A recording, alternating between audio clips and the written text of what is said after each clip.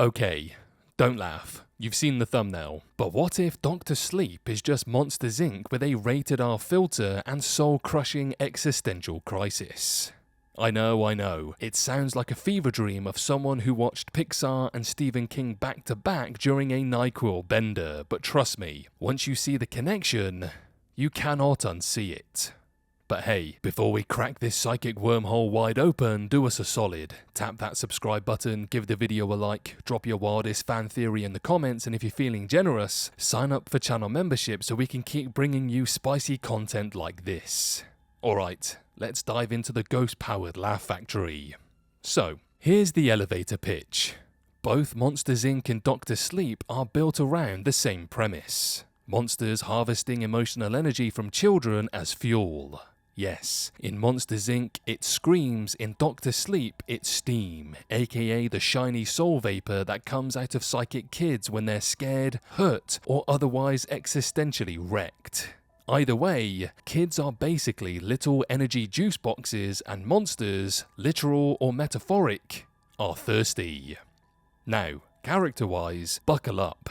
Dan Torrance is just Sully after 10 years of therapy and a crippling drinking problem. Big guy emotional baggage suppresses the darkness within until a child, Abra or Boo, reawakens his humanity. Boo and Abra, both tiny, adorable chaos bombs with enough raw psychic power to break the system. And the villains, Randall and Rose the Hat, both look like they'd slither into your dreams and whisper, "You won't feel a thing." Reptilian charm, a flair for the dramatic, very into non-consensual energy extraction. Coincidence? I think not. Even the sidekicks match up. Mike Wazowski and Billy Freeman are both ride-or-die besties. Sure, Mike is all sass and cyclopean sarcasm, while Billy is more of a grounded shotgun-toting realist, but they both exist to keep the protagonist emotionally tethered and mostly out of trouble. And both stories wrap up with a climactic return to the central power source. Screamfloor meet the Overlook Hotel, where our heroes decide that maybe, just maybe, exploiting children's trauma for power is not a vibe.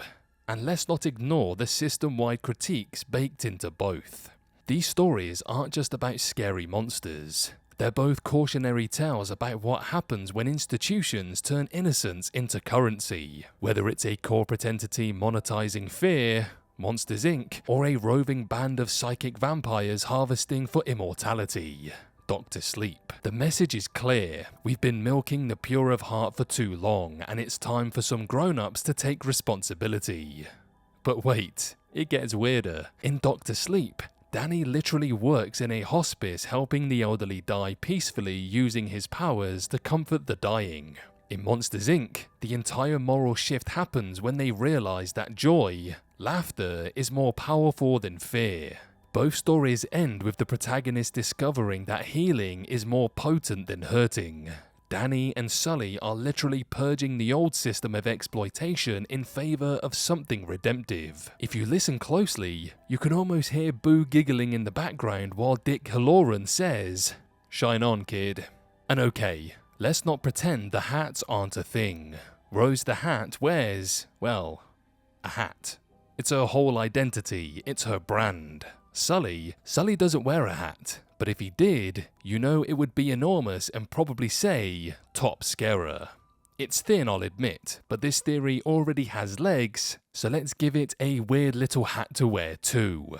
Even the endings hit similarly bittersweet notes. In Monsters Inc., Sully sacrifices everything, his job, his status, his scare record, to protect Boo. In Dr. Sleep, Danny gives up his life to save Abra, protect the next generation, and finally break the cycle. It's the same emotional arc. Trauma survivor finds redemption through selflessness and the protection of innocence. These men, or monsters, walk into the abyss for the kid who reminded them who they are. And if we're really going off the rails here, which frankly, we already have, Monsters Inc. is the prequel to Dr. Sleep. The energy crisis at Monsters Inc., that was the precursor to the rise of the True Knot. They couldn't get enough screams, the energy economy collapsed, and the only monsters who adapted were the ones who realized that trauma, not fear, was the real goldmine. Fast forward a few decades and boom, Rose the Hat rolls up in her RV looking like your eccentric aunt who runs a very illegal apothecary and says,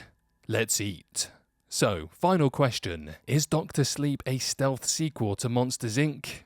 No, obviously not. That would be insane. But is it spiritually similar in all the creepiest, most unsettling ways? Absolutely. So next time you pop on Monsters Inc. for a feel-good nostalgia trip, just remember, Randall wasn't caught. He just changed his name to Rose.